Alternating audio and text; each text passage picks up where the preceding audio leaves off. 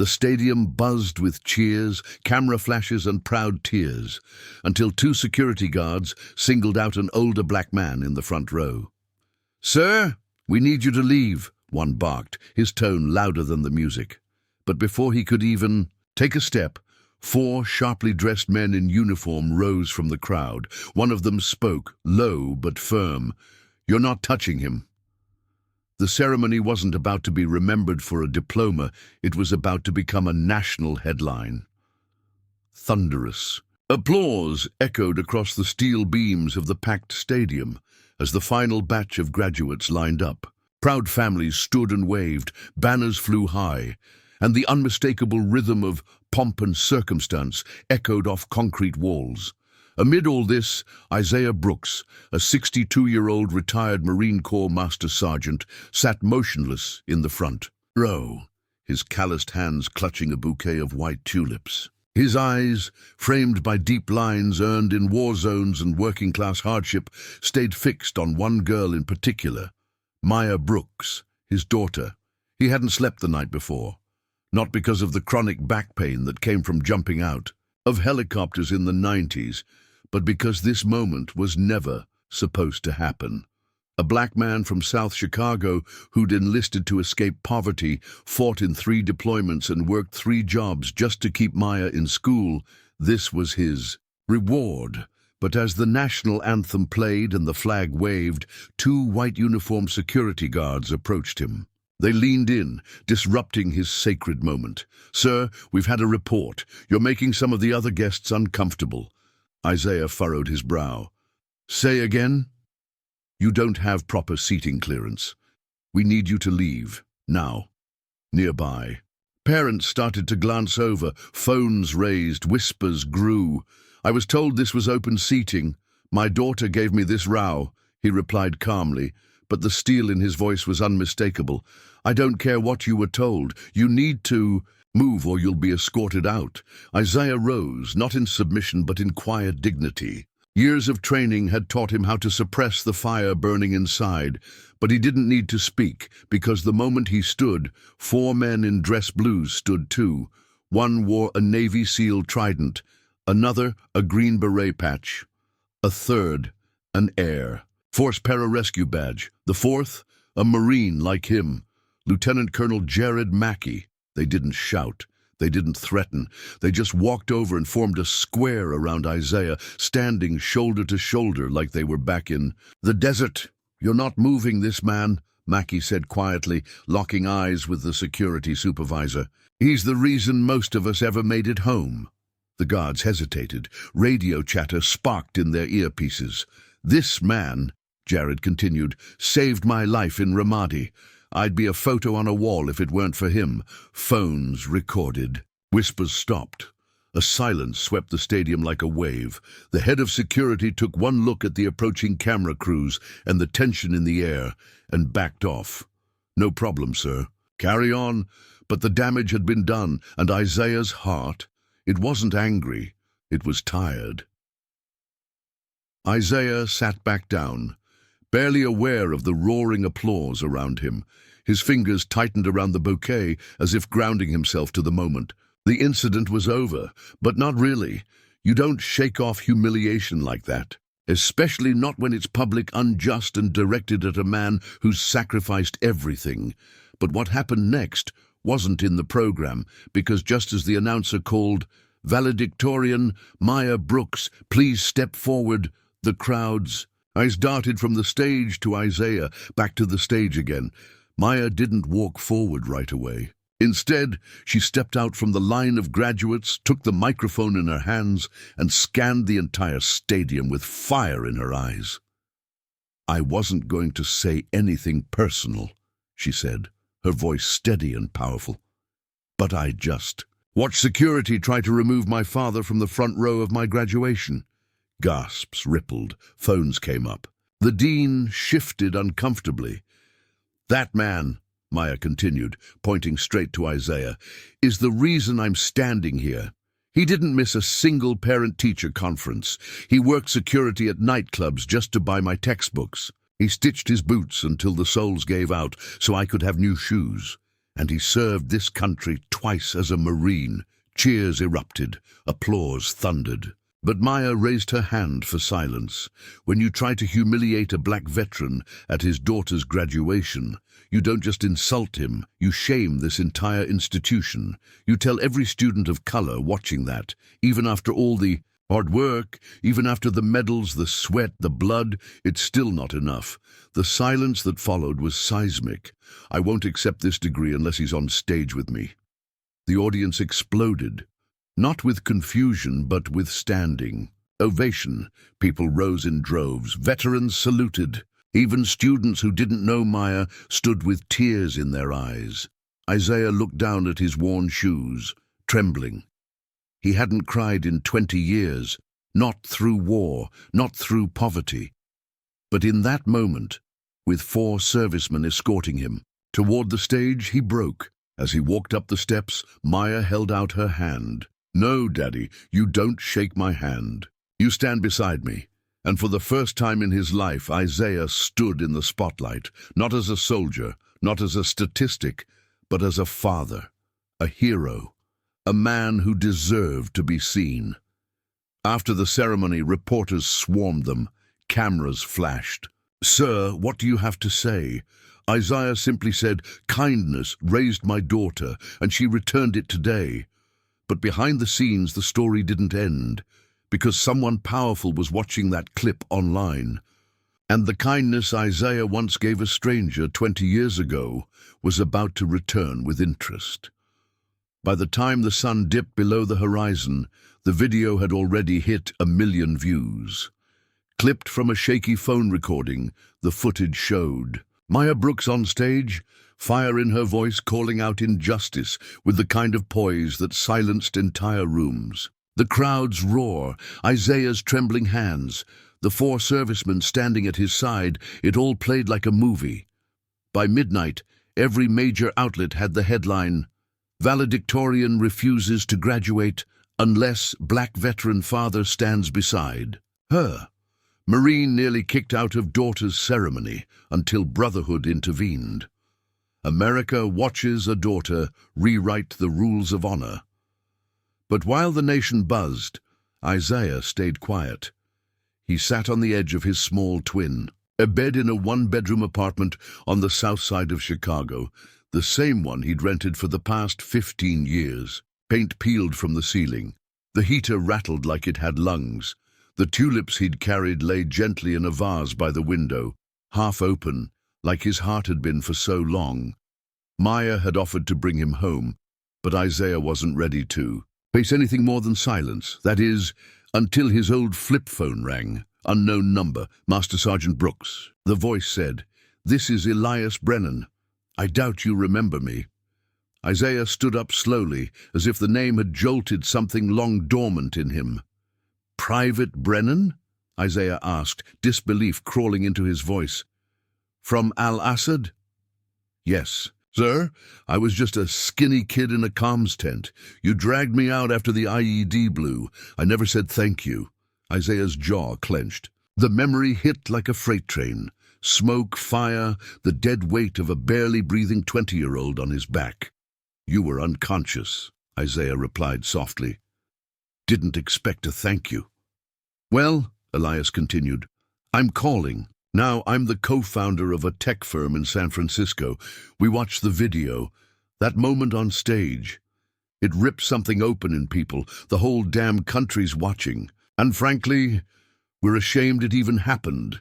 Isaiah didn't say a word. His mind raced. "I want to fly you and your daughter out here, all expenses paid. Not for charity, not for optics. I want to offer you something permanent. A position. Stability. Something you should have been given years ago." Isaiah's throat tightened. He looked around at his modest apartment, at the frayed curtains, the stack of unpaid utility bills, the faded flag on the wall. "Mr. Brennan," he said, voice trembling, "are you offering me a job?" "No, sir. I'm offering you your dignity back." Meanwhile, Maya sat in her room, scrolling through messages from students across the country. "My dad cried watching your speech. I'm a black student too. Thank you for standing up. You gave us all courage, Maya. Thank you." But one message stood out from a woman named Teresa Wilson. It simply read, "I knew your dad when he worked the night shift at McCall's Diner. He once paid for my groceries when I had no idea how I'd feed my kids. I never forgot that. Please tell him. The world's finally catching up to the kindness he's been giving all along." Maya sat in the dark, tears sliding down her cheek, not from pain but from truth. The man who had once walked miles just to get her asthma medicine was finally being seen. And tomorrow? He'd walk into a world that owed him everything. The private jet ride was silent at first. Isaiah Brooks had never flown anything but coach, cramped, loud, feet crushed beneath the knees of strangers. But now he sat across from his daughter, both wrapped in soft blankets, sipping coffee served on porcelain. The skyline of San Francisco shimmered below them, and for the first time in his life, the world didn't feel like it was weighing down on his shoulders. Maya reached over and held his hand. "You okay, Daddy?" Isaiah gave a half-smile. "Feels like I'm dreaming." But it wasn't a dream. It was overdue justice in motion. The car that picked them up was sleek and silent, gliding through the city like a whisper. When they reached the downtown headquarters of Brennan Tech, the receptionist stood up immediately. "Mr. Brooks, Ms. Brooks, right this way, please." Inside the glass-walled executive office stood Elias Brennan, no longer the scrawny soldier Isaiah remembered. He wore a sharp navy suit, but his eyes still held the same weight, the kind only carried by those who've seen death too closely. "Master Sergeant," Elias said, stepping forward and hugging him. "Welcome." Isaiah was too stunned to speak. Maya, ever composed, stepped in. "You said something about a position." Elias turned to a wall covered in framed veteran photos, many of them unrecognized heroes.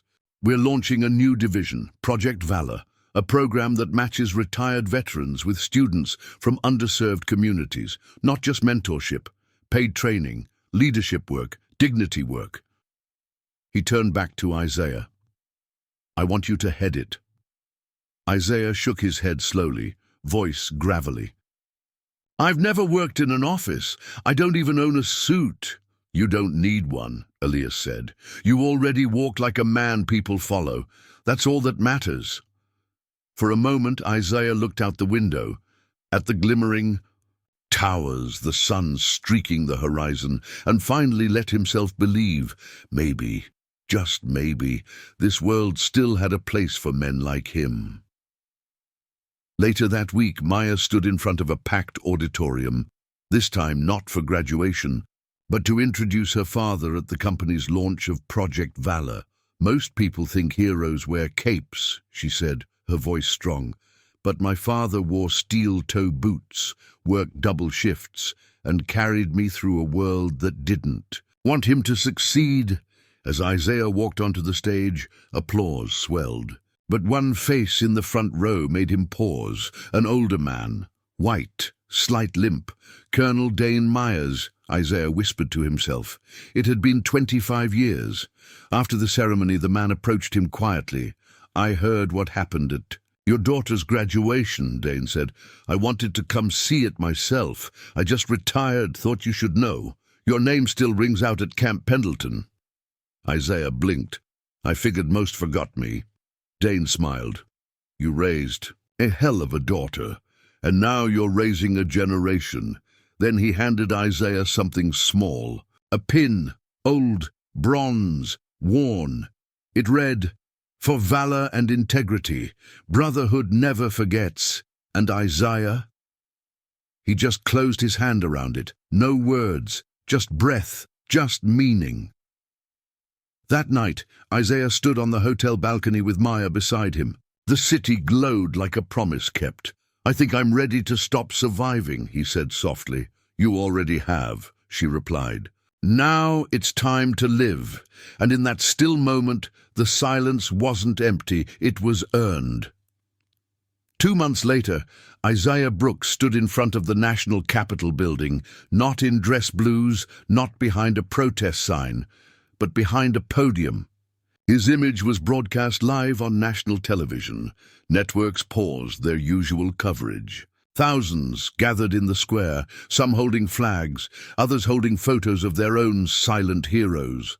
Mothers, fathers, brothers, sisters in uniform who'd returned to a world that too often forgot them. But today, they were being seen. Isaiah cleared his throat, voice low and full of gravity. "I didn't come here to give a speech. I came here to tell the truth." The crowd quieted. "For years, I gave this country everything I had. But when I came home, I couldn't even get a loan, couldn't get a decent job, couldn't even sit at my daughter's graduation without someone trying to remove me." He let the silence hold. "But kindness saved me. 4 brothers in arms stood by me when no one else would. My daughter raised her voice so I didn't have to. A man I once carried on my back in the desert. He carried me into the future." The crowd erupted into applause. Isaiah raised one hand, not to silence but to invite them into something deeper. "We don't need pity. We need opportunity, dignity, a seat at the table we helped build." And that's when he unveiled it. The Valor Initiative, now fully funded, with branches opening in 20 cities across America. Programs for veterans, mentorship pipelines for kids in low-income schools, housing partnerships, medical support, not charity, justice. Meanwhile, Maya's viral speech had taken her somewhere else entirely. Invitations flooded in from universities, think tanks, policy panels. But she only accepted one, a teaching position at a local public high school, right back in Chicago. When asked why, she said, "Because that's where voices go unheard. And I come from a man who taught me to speak." One evening, Isaiah walked the halls of Brennan Tech's Chicago Extension Center. The walls were lined with photos of the men and women he'd personally helped, some smiling wide, others still rebuilding. One young man stopped him. "You're Mr. Brooks, right? Can I ask you something?" Isaiah nodded. "Why'd you do it all? Why not just retire? Lay low?" Isaiah smiled, placing a hand on the kid's shoulder. "Because someone once told me, kindness always circles back. You just don't know when." But it didn't stop there. 1 year after that infamous graduation, Isaiah was invited back to the same university. This time not as a guest, but as a commencement speaker. He stood at the same podium where Maya once stood. Only now he didn't tremble. "Today you graduate into a world that's going to test your limits," he began. "Some of you will be ignored, some of you will be doubted. But hear this, your worth is not determined by their comfort." He paused. "It's determined by how you stand, who you lift, and what you never let them take from you." Tears filled eyes across the stadium. "And to the ones who are underestimated, I was one of you. Now I lead a national movement." The crowd erupted, cameras flashed, and in the very front row, Maya watched with pride, and the same bouquet of white tulips Isaiah once held now rested in her hands. The cycle had turned. What began as an insult became a legacy built not on vengeance, but valor, not on power, but kindness. And in the end, Isaiah Brooks didn't just reclaim his place in the world, he remade it.